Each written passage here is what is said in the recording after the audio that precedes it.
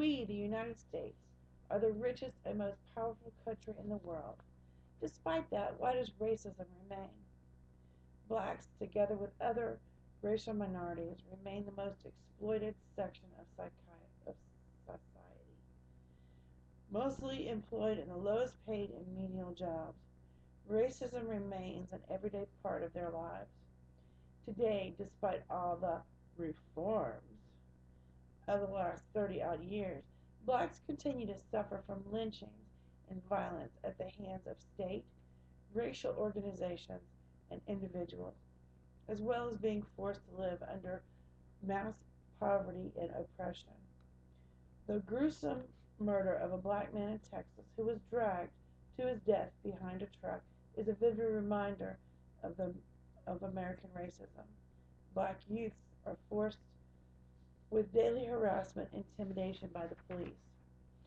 30 years ago, a commission headed by Otto Kerner, a governor of Illinois, founded that America is moving towards two societies, one black, one white, separate and unequal. Today, despite all the promises of a successive administration, the follow-up report claims the situation has grown far worse for the masses of blacks. The new report, which comes from Milton S. Eisenhower Foundation, while conceding that the middle class has grown, that the black high school graduate rate has risen, points to the fact that the unemployment in large numbers of black inner city neighborhood is at depression levels of 50% or more. Unemployment amongst the blacks is twice the rate of whites. American child poverty rate is 4 times higher than in Western Europe. The rate for incarceration for black men is 4 times higher than in the days of apartheid South Africa. Figures from the Justice Department show that between 1985 and 1995, as the number of white men sentenced to more than a year in jail has risen by 103%, the number of black males conviction has grown to 143%.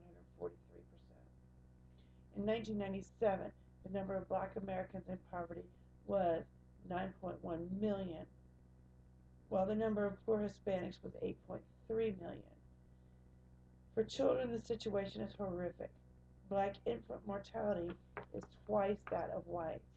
45% of black children live below the poverty line compared to 16% of white children. These are the kinds of figures which are expected of third world countries. In the United States, blacks earn only 58% of white earnings. In 1979, a black worker was likely to earn 10.9% less than a white in a similar job. But by 1989, that differential had grown to 16.4%. According to the book, The State of Working America, the black earning gap jumped up 50% from 1979 to 1989. Education-wise, the greatest increase in black earning gap was among college graduates. The minimum 2.5% differential in 1979 exploding to 15.5% in 1989. While the black middle class has grown, affirmative action and quotas have not prevented this deterioration of the mass of blacks. At the same time, the class is divided has never been greater. The rich got richer, while the positions of the majority has deteriorated. Corporate America has made a bonanza. Bill Gates' earned income equals a combined income of 115 million Americans. The poison of racism is deliberately fostered by the ruling class as a means of keeping the working class divided and diverting attention away from the real problem of American capitalism. This policy of divided rule on racism, racial, national, and religious lines has been a common feature in the ruling class.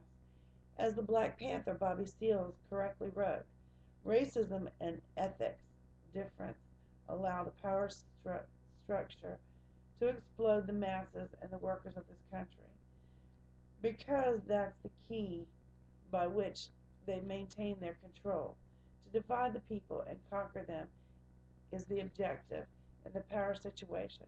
This situation also confirms the words of Malcolm X. You cannot have capitalism without racism. The fact that the ruling class uses racism is also a fear at the rise of the powerful black working class and its inherent tendency to unite in action with its fellow white workers. Thus, the working class as a whole is facing deteriorating living standards and attacks from big business. Years of racism, police harassment, and terrible social conditions has produced an explosive mix within the inner cities, especially amongst the blacks and Latino youth. This has periodically erupted in riots, most recently in Los Angeles, one of the richest cities in the United States. But riots have no perspective and arise spontaneously out of poverty conditions. If the labor leaders offer a real fighting alternative, then energies for this youth can be harnessed in a positive direction.